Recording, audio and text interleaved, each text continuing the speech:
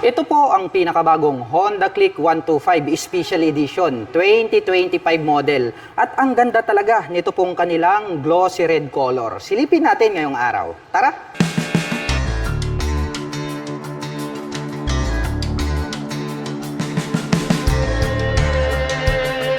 The all-new Honda Click 125 Special Edition 2025 model na po ito. Ito po yung kanilang plain glossy red. Ang ganda ng kulay. Nito pong all red. Tatlong kulay po ito. Mayroon po tayong glossy white and then glossy black. So lahat po ng mga special edition ngayon ay plain color, kaya talagang napaka-beautiful ng kanilang mga dating. Dito po sa bandang harapan, talagang nakakaakit ito pong kanyang split na daytime running light, tas nagkaroon pa siya rito ng mga pins na parang nagsisilbing kanyang mga kilay. At located naman po rito sa bandang itaas, ito pong kanyang mga LED na turn signals.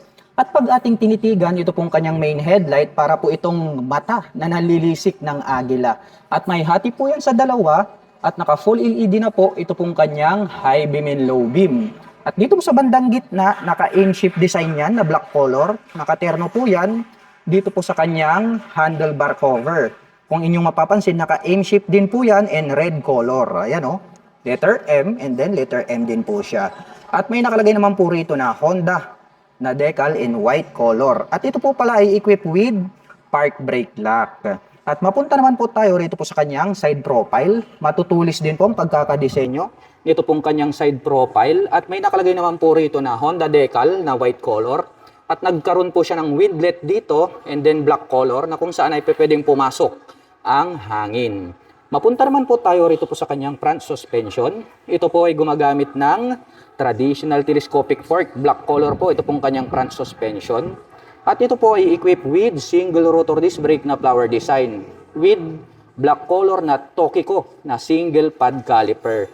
At ito po ang kanilang special edition na Honda Click 125 2025 model. Kapansin-pansin na ito pong kanyang mag wheels is matte brown color. Yung standard po is matte black. Kaya dito natin marirecognize yung pagkakaiba nito pong 2025 model na special edition compare natin dun sa 2025 model na standard version. At ito pong kanyang gulong rito po sa harapan, ito po pala ay mayroong sukat na 90 by 80-14. At ito po ay naka-tubeless na. At ito pong kanyang front braking system ay equipped na po ito ng combi brake, also known as combination brake system. So, paano nga ba gumagana yan? Once po na ating pinihit, ito pong ating rear brake, ay sasabay po ng bahagya ito pong ating front brake. Sa ganoong paraan, ang combination brake system ay nakakapagbigay po ito ng balance na stopping power dahil nga nagko-combine yung ating preno sa likuran hanggang dito sa harapan. Kaya siya tinawag na combination brake system. At ito pong kanyang footboard, maluwag din po ito pong kanyang gulay board. At ang kagandahan niyan, mayroon naman po siyang plastic cover on top na anti-slip kaya hindi ka dudulas rito. At ito naman pong kanyang upuan, mahaba rin po siya at malapad. Makapal dito sa bandang unahan at manipis po banda rito sa dulo.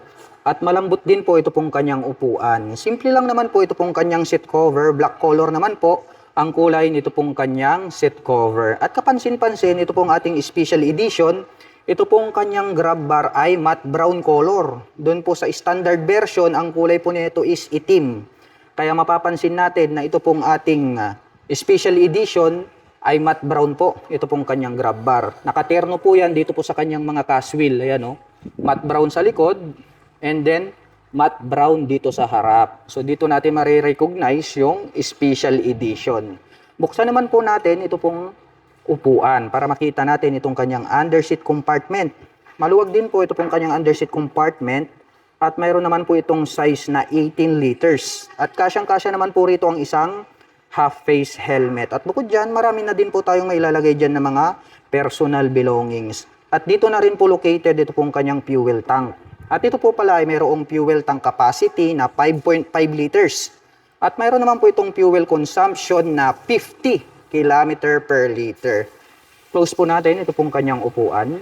At dito po pala sa kanyang side profile, since glossy red po ito, napaka-flawless ng kanyang dating, may nakalagay naman po rito na click na 3D emblem. So before, yung ating 2024 model na special edition, ang nakalagay po rito is decals. Ngayon, sa 2025 version, Ang nakalagay na po rito is 3D emblem. Kaya more premium na po yung kanyang dating kung i-compare natin doon sa previous model na special edition na 2024 model. At may nakalagay naman po rito na liquid cool dahil nga naka-liquid cooling system ito pong ating Honda Click 125 2025 version. At ito po pala ay equipped with side stand engine cut-off switch. Once po na naka-engage ito pong kanyang side stand ay hindi na po mag-i-start itong ating scooter. Kaya very safe po yan kapag mayroon po tayong side stand engine cut-off switch. At metal naman po ito pong kanyang pillion step para sa ating back rider at nagkaroon po yan ng rubber cover on top. At ito naman pong kanyang engine CVT cover, black color po dito sa bandang unahan and then parang matte brown din po ito pong kanyang engine CVT cover at may naka-intact naman po rito na Honda. At itim po ang kulay nito pong kanyang airbox cover at may nakalagay naman po rito na ESP, also known as Enhanced Smart Power. At ang atin pong Honda Click 125 Special Edition 2025 model ay meron po itong 769mm na seat height. Ngayon naman po ay susubukan nating sakyan para maipakita ko sa inyo kung gaano nga ba ito kataas. Para po sa mga magtatanong, ang aking height is 5'6". Makikita nyo naman, lapat na lapat yung ating mga paa. Kaya masasabi ko na more comfortable po ito para sa mga tulad ko na 5'6" in height. At ganito naman po siya sa side view. Sa tansya ko naman ay kayang-kaya po itong i-manage ng mga 5 flat and above. At siya nga pala kapag bumili po kayo ng brand new Honda Click at kailangan nyo po ng rear carrier, top box at crash guard, ay meron na po akong link na nilagay dyan sa description box sa ibaba para hindi na po kayo mahirapang maghanap. At ito po ay naka fully digital meter panel display. Meron po siyang light indicators dito sa bandang itaas at meron din po itong 2 button selectors. At may makikita po tayo rito na Honda logo sa bandang gitna. Combination po ng red at black ito pong kanyang handlebar cover. At pagdating naman po sa kanyang mga button selectors, meron po itong high beam and low beam, horn at ang kanyang turn signal selector. Habang dito naman po sa kabila, nandirito po yung kanyang electric starter. Itim po ang kulay nito pong kanyang handle grip at black color din po ito pong kanyang mga brake levers. At pagdating naman po sa kanyang ignition, ito po pala ay equipped with mechanical key with shutter lock key for safety purposes. Included na rin po rito yung kanyang set button. At mayroon po itong 2 front pocket. Yun ang kagandahan dito sa Honda Click dahil marami po tayong pwedeng paglagyan. Dito po sa kanan, open po ito, medyo malalim. Pwede po tayong maglagay rito ng coins. Habang dito naman po sa kabila, may door po dito na pwedeng buksan. Malalim din po ito at pwede po tayong maglagay rito ng mobile phones. At bukod dyan, ang kagandahan po nito ay meron na po pala siyang integrated na USB Type-A port. Gagamit ka na lamang po rito ng USB cable ay makakapag-recharge ka na po ng inyong mga dalang mobile phones at gadgets. Kaya kung mahilig po kayong mag-adventure, nothing to worry about. Dahil nga, meron na po siyang USB charging port na nakaabang. At dito po sa bandang gitna, mayroon po siyang integrated na utility hook na pwede po nating pagsabitan ng mga plastic bags. Dumako naman po tayo rito po sa bandang likuran. Silipin naman po natin ito pong kanyang tail light. Ang astig din po ng pagkakadesenyo nito pong kanyang full LED na tail light at separated naman po ito pong kanyang mga LED na turn signals. Mayroon po itong plate light at may added reflector lights dito sa gitna. At may nakalagay naman po rito na Honda decal in white color. At ito pong kanyang rear fender, ang kanya pong nagsisilbing plate holder. At ito po pala ay gumagamit ng single shock absorber para po rito sa kanyang rear suspension. Glossy black naman po ito pong kanyang coil spring. At pagdating naman po sa kanyang braking system dito sa likuran, ito po ay gumagamit ng drum brake. No, kitang-kita natin ito pong kanyang matte brown color na cast wheel dahil nga po ito po yung special edition hanggang itong kanyang grab bar.